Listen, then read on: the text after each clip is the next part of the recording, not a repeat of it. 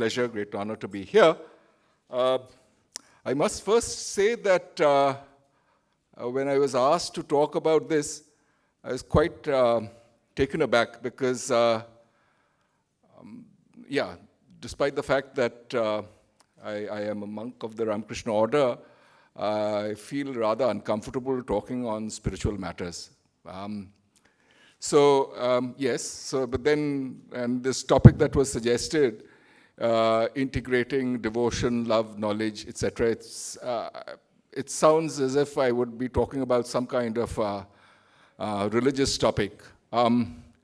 Whereas we are all professionals in some sense, and I finally decided that the one thing I can talk about authentically is what I do on a day-to-day basis, which is mathematics. And certainly I will not be, don't worry, I will not be talking mathematics to you. But I think it's kind of coincidentally, the last conversation that took place coincidentally has something to do with what I'm about to tell you. And so let me start with a quotation by an individual who certainly was inspirational in the kind of mathematics I do. I won't get into the specifics, but this is what he said, and you can translate this essentially, I would say, to any field that you work in. And this is what he said: the best mathematics uses the whole mind, embraces human sensibility, and is not at all limited to the small portion of our brains that calculates and manipulates symbols. Through pursuing beauty, we find truth, and where we find truth, we discover incredible beauty. So this was a statement that came spontaneously from this mathematician. His name was Bill Thurston. And he influenced me and a whole generation about, again, I mean, mathematics is slightly anonymous as a venture, so I don't expect anybody to have heard his name, but he's definitely one of the most influential mathematicians in the second half of the 20th century.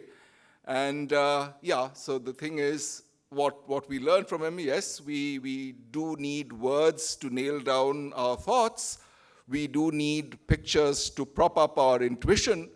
But the real mathematics in Thurston's world, and those he taught, is really done by trying to live inside the space where we discover our mathematical realities.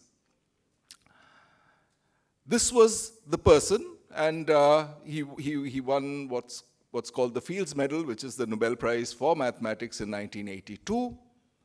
And he's a phenomenally gifted mathematician, highly original, whose intuition and power of intuition was so tremendous that, another mathematician who also later won the Fields Medal said, look, there is a reason why we try to actually nail down and prove various things, because if the only interest was to know whether it's true or not, we just ask Bill. And then if he tells us, yes, it's true, it's true. If he doesn't tell us it's not true, it's not true.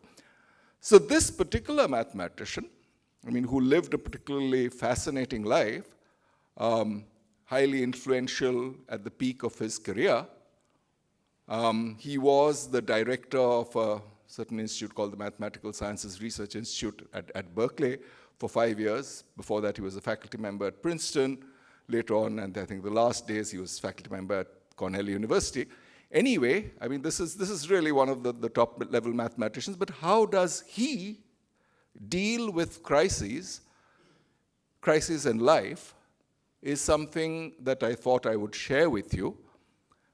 And why does it connect to this topic that we are supposed to be talking about? It's basically, I think, these ideas, devotion, knowledge, work, it's not confined to a religious context. It's basically something that is ubiquitous. It's relevant to us in a day-to-day life. We do something because we want to pursue one of three cardinal values: This is what's called the Platonic Triad of the good, the true, the beautiful. And the pursuit of the good, larger good for other people is what work is about. Pursuit of truth is what knowledge is about. Pursuit of beauty is what devotion is about. And there are analogs of that in our Indian culture which go back even further. So it's really something that is relevant to us in our day-to-day life. Whatever we are doing with complete devotion to it, or it's basically that unifies action and devotion. And at the same time, asking, is it just this, or is there something deeper about this that we are doing here, that we are acting here? That's the pursuit of knowledge. So it's really these three pursuits are three aspects of the same thing. And in this particular individual's life, that became manifest. I was fortunate to be a witness to the very last lecture that he delivered in his life. This was in 2012.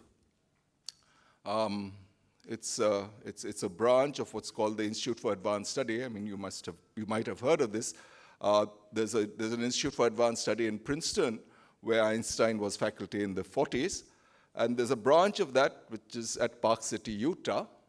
And I had seen him during as a PhD student. I'd seen him for 5 years. And he's a robust, healthy person. And then I'd seen him also in 2009 delivering a public lecture. And then suddenly in 2011 or 2012, I think, this was maybe around July, and here he was. I'd already heard that he had been afflicted with a rare form of skin cancer called melanoma. And it's frequently terminal. Unlike other forms of skin cancer, this can be terminal.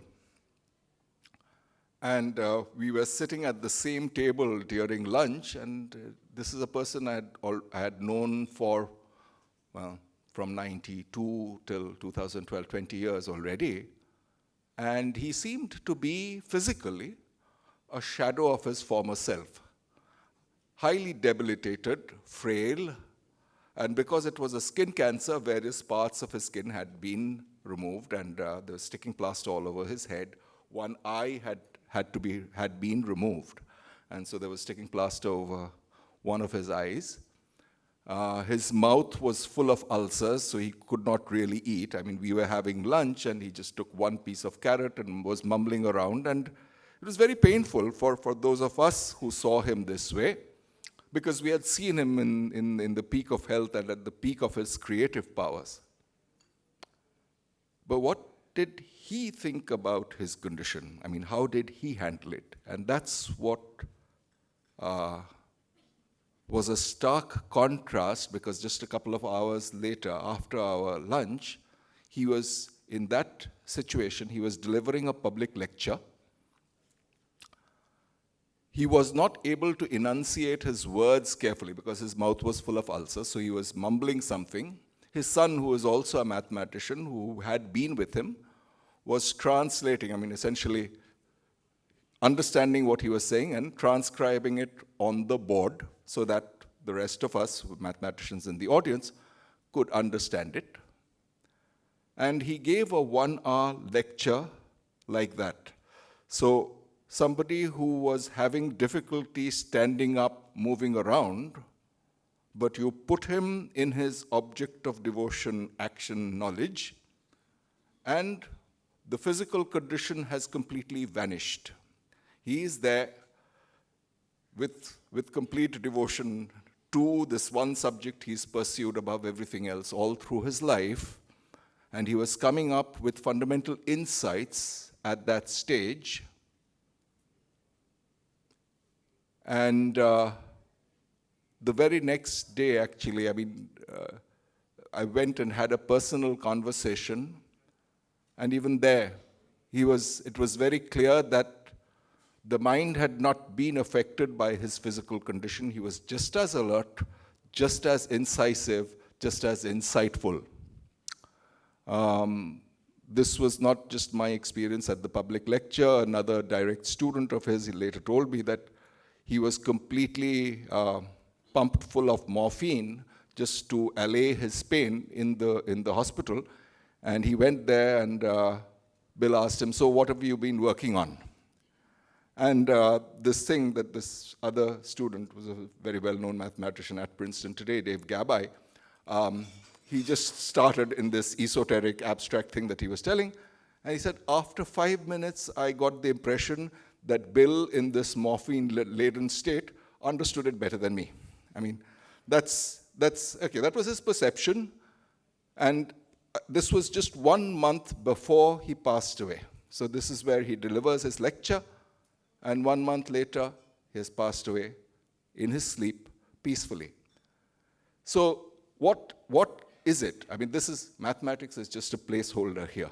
I mean, we all do our day-to-day thing, whatever it is.